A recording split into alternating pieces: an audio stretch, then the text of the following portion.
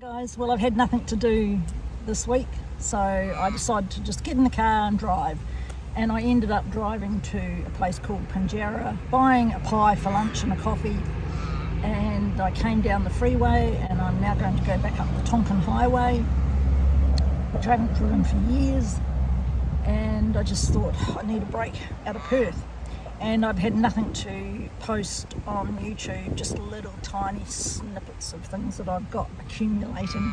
The scenery is lovely today. It is, I'm not sure what the date is. I know it's Saturday's the 3rd because that's when Australia votes.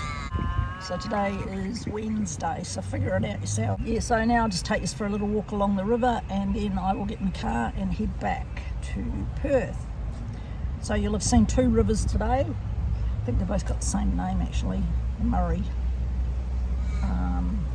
where I did a pit stop and I took a little video of the river near the Ravenswood Hotel, and then I'm going to try and drop in at Fairbridge on the way back to Perth because I've been there before and I'd like to take you into the chapel there, but I don't know if that's going to happen or not yet, because I don't know if you've got to pay to get in there or if it's closed or what the story is. So I did go there years ago with the aged care residents that I had, that I looked after.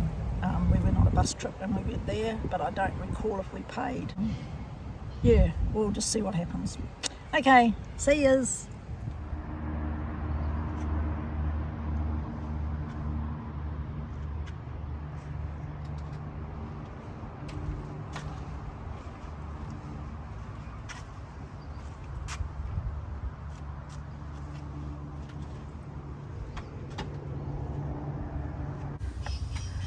So this is down under the suspension bridge, which I've been to many times. I've done a few videos down here. Just thought I'd just do a little snippet. So there's the bridge.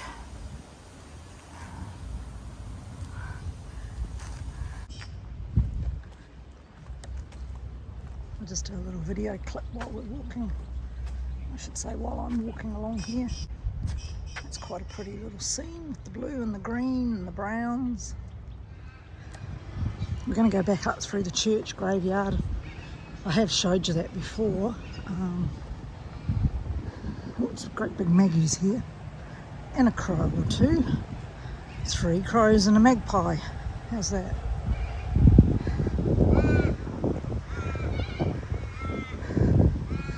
The old magpies are getting a bit sick here at the moment. They're dying of disease. It's a paralysis disease.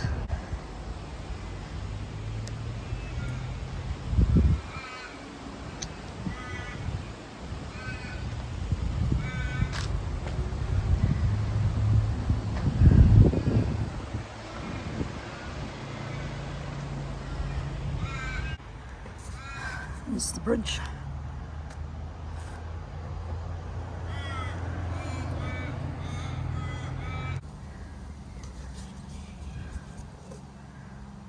Got to figure out how to get in here. They've built up the fence. I'd love to go into that church.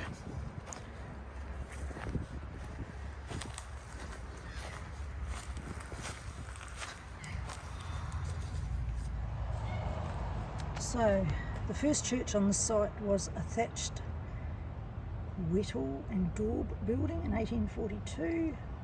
John and Arianne McClarty arrived from Scotland, donated £2 to the building fund, a large amount in those days. This marked the beginning of the bond between the family and the church going today. My daughter actually was friends with a McClarty girl. They went to the same high school. The current church, built by Anthony Cornish in a rustic British style, opened in 1861. Fremantle convicts undertook the internal woodwork, which I can't show you because you can't get in.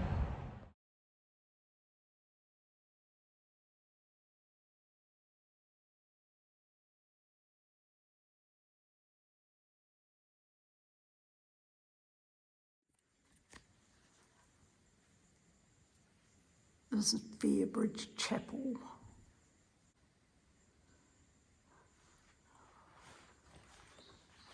I'll put a link in the description about Fairbridge Farm. in the more part of the channel. It's got quite a story.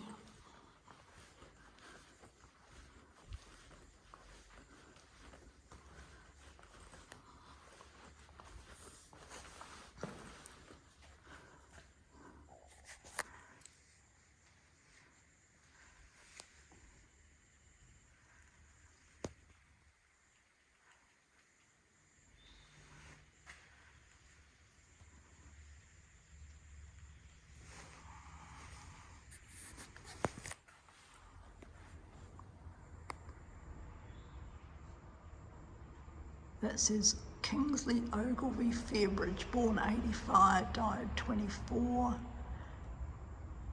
A man of vision, poet and founder of the Child Immigration Society in England. Kingsley Fairbridge's vision, splendid as he referred to it, began forming at the age of 12 and crystallised in 1903 at the age of 17, when Kingsley paid a visit to his grandmother in England. During this time, he was distressed by the streets full of poor children, grubby and exhausted from lack of fresh air and food. Workhouses filled with children, orphanages bursting at the seams, and the overall waste of young lives not able to reach their potential. On the 29th of October 1909, Fairbridge Farm schools became a reality. The aim was to provide children with a sense of worth and the training skills necessary for their future in the sparsely populated areas.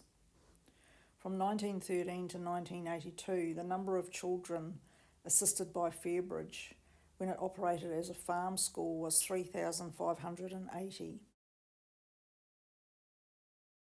Dutch children came from the Dutch East Indies. These children were provided with rounded education as they spent time on each task learning husbandry, metalwork, woodwork, through attending classes at the on-site school. Fairbridge was set up on a cottage system with house mothers in each cottage, so to closely simulate a home environment. It was said to be a revolutionary process 50 years before its time. Fairbridge is a place for all.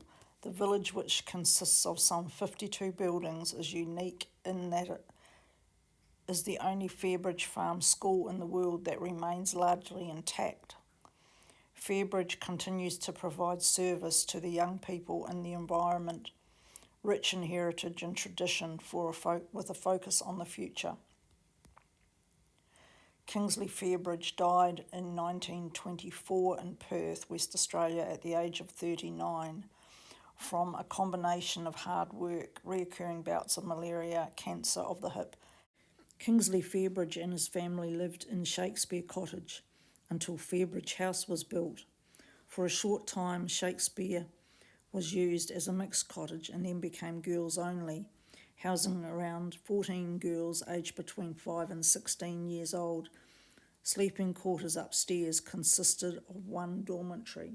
So in whole, there was 4 buildings used for the girls, 14 buildings used for the boys, and there was a few other buildings used for girls who returned to the farm because of life's problems that they couldn't handle.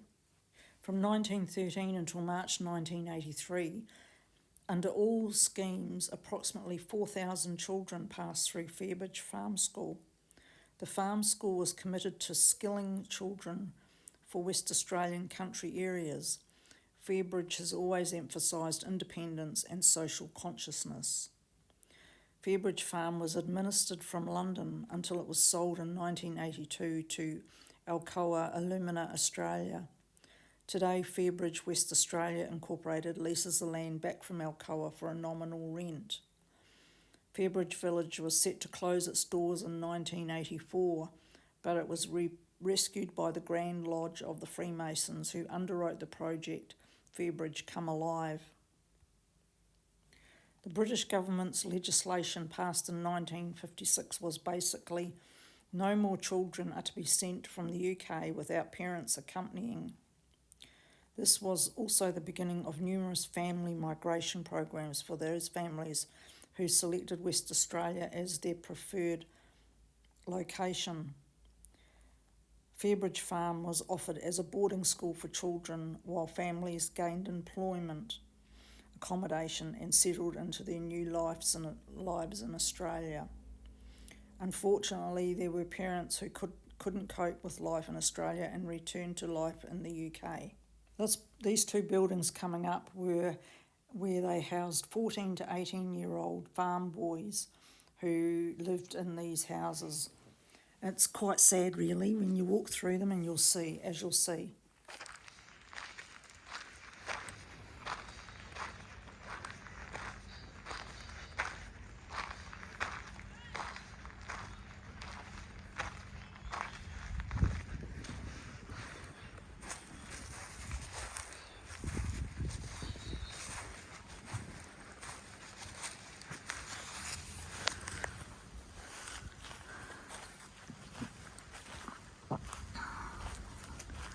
Looking at the age of these, I'd say they are from a way back. Let's see if we can see inside.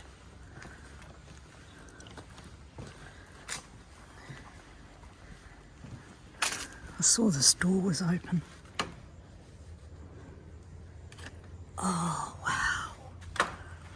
Oh, those poor children. Look how many slept in a bed. Probably 3. 2 at least. My goodness. Those poor kiddies. Can feel the tears. That one was lucky. They got single ones each, and this one. Wow. You can't imagine how hot it was here in the summer. My goodness. 40 degrees we get, and you got a tin roof.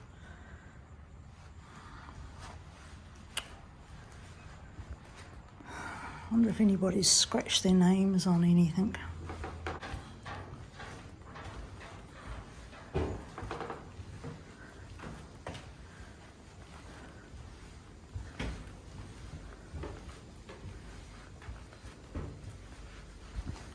In Australia, there were 2 Fairbridge farms, one in New South Wales and one here.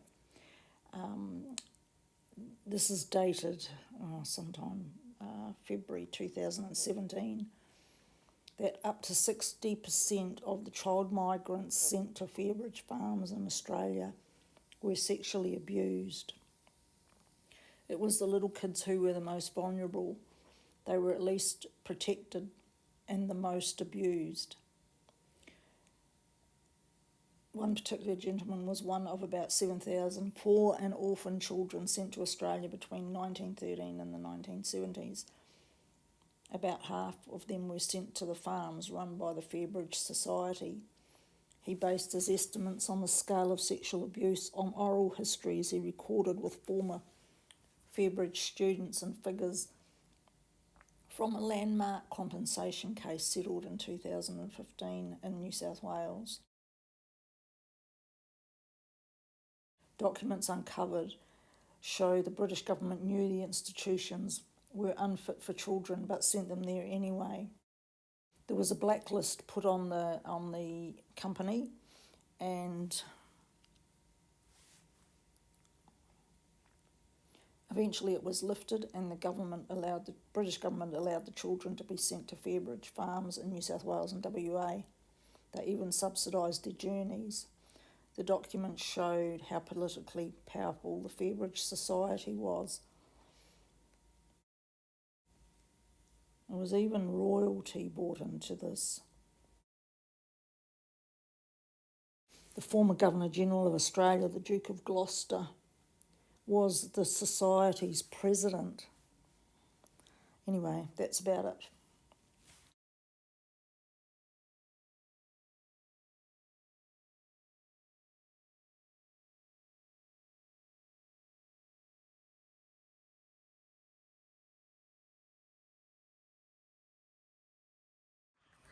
Going back to these two buildings, I just got some paperwork from the office next to the cafe, and these were where the farm boys stayed.